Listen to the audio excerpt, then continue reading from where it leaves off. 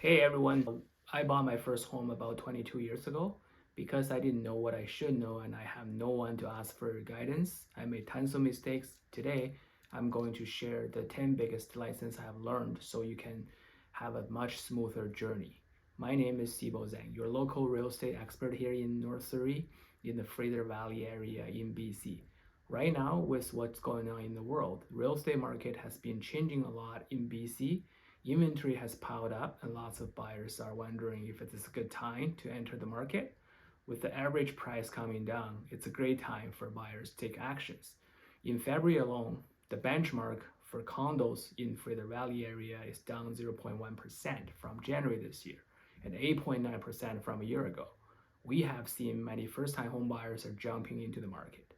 You don't want to miss out on building your own future, but rushing in without the right strategy can be costly. In this video, I'll walk you through the 10 most common and fatal mistakes I see first-time home buyers make. I will share my home story. My hope is that you can learn from my experience and avoid these traps on your journey to home ownership. Let's get started. The first mistake, and it's a huge one, is not understanding who the seller's agent really works for. When I was buying, I was referred to a listing agent of a unit I was buying by a close friend.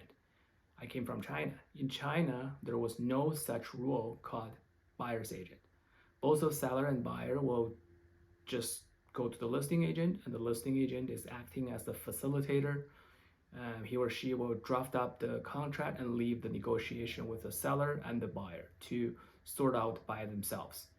I was an open book at the time. I told the listing agent who I met for just under 2 hours about everything about myself. My wife was pregnant. I found a new job down the street in the walking distance. I love the area and blah blah blah. So what I didn't realize that his legal duty is to get the highest possible price for his client, the seller. By sharing all my cards, I gave them all the leverage. So rule number one, the seller's agent is not your friend. They represent the seller's best interest, not yours. Mistake number two is not getting your finance fully in order before you start looking. A vague online pre-approval is not good enough. You need a rock solid pre-approval from a mortgage broker. Also, don't forget the closing costs. In BC, we have property transfer tax, legal fees, inspection cost.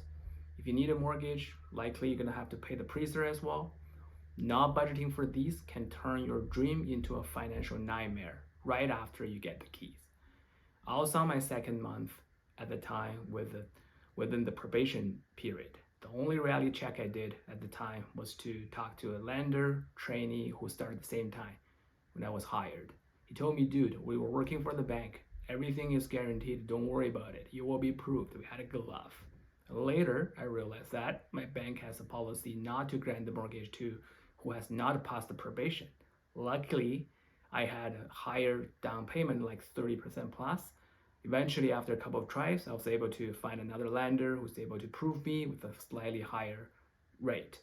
But trust me, I sweat a lot while I was waiting for the mortgage approval. Mistake number three, not asking the right questions.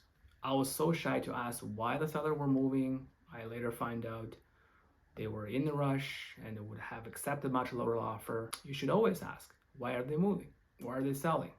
Any concerns about the unit? A good buyer's agent knows exactly what to ask to uncover the potential leverage for you. Unfortunately, I didn't have a buyer's agent. I didn't even know there was one exists. Mistake number four is ignoring the comparable sales data. I found a home I loved and the price seemed okay, so I just went with it. Big mistake. I didn't look at what similar homes in the area had sold for. The listing agent who represented the seller, of course, told me that that's the best deal and I should grab it and just run. I ended up paying very close to listing price when the unit was stuck on the market for over 100 days. It was definitely over the market value at the time. Just trust the listing price. Your agent should provide you with a detailed market analysis so you know exactly what the home is worth before you even think about making an offer. Mistake number five, it's a classic one, getting too emotional. You walk into a home, the sunlight hits just right, You see the perfect kitchen and you blur out, I love it. This is my home. The second a seller's agent hears that, they know they got you.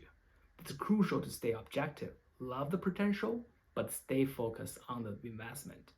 This is where an agent as your objective third party is priceless. Mistake number 6 is not using a viewing checklist. When I bought my first place, I was so focused on the big, bright living room that I completely missed out the noise issue until later when I moved in. My wife and my first baby had to suffer the SkyTrain noise for over 2 years when all the rooms of the unit are facing directly to the SkyTrain station. When you view a home, you need a system. Check the water pressure, look for stains under the sink, smell for dampness, and check for windows. These little things can become big expenses later. Mistake number 7, believing that you cannot negotiate. As a first-time home buyer, I thought everything was set in stone. The price, the closing date, and the including items, wrong, completely wrong. Real estate is negotiation. Price, date, repairs, even leaving some furniture behind, it's all on the table. A skilled negotiator can save you thousands and get you better terms. Mistake number 8, thinking dates are final. My financing hit a snag and I spent a week panicking that I will lose the unit because I couldn't meet the deadline, but here's the secret. Dates like financing and closing can often be extended. Sellers would rather give you extra week than putting this house back to the market. Don't stress in silence. Let your agent handle the communication. It's worth trying. Mistake number 9 is not thinking long term. I just want to stop renting and move closer to my work. I didn't think about my wife and my baby or if the home would suit my life in 5 years. So 2 years later, the SkyTrain noise became a big headache and my wife and I had to sell it and bought a bigger unit in the same building. We were in a rush to get it to a bigger unit, so we had to sell our first home with a loss.